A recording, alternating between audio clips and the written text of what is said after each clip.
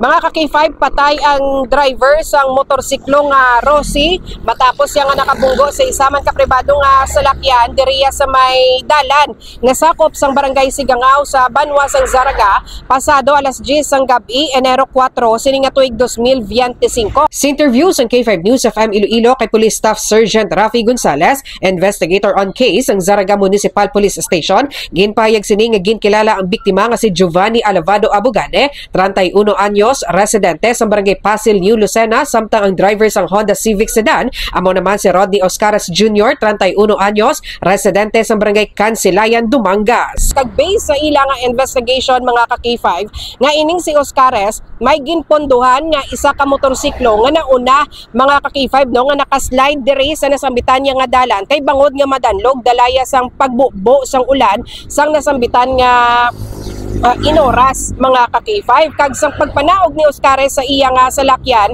hinali na lang ini siya nga nakibot nga may naglagapok sa likod sang iya nga salakyan. Kag pag-checkyer niya mga ka-K5, dito na sininakitaan ang driver sa motorsiklo nga nagahaplakon sa dalan kag bangod nga wala ni siya sang helmet, nakaangkon ini sang patal nga pila sa iya nga ulo mga ka-K5.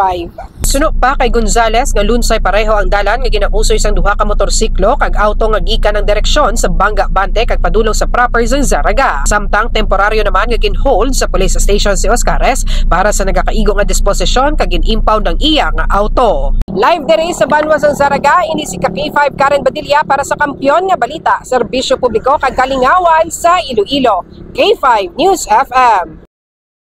This news is brought to you by: do you feel tired all the time? Do you have frequent infections? Do you have always cold? It's a sign of low immune system. Boost your immune system with Clinica D3 Bio, antibacterial, natural antioxidant, immune system booster. Clinica D3 Bio has vitamin D3, lauric acid, and monolurine to fight against all viruses. Try Clinica Vitamin D3 with Coccus nocifera.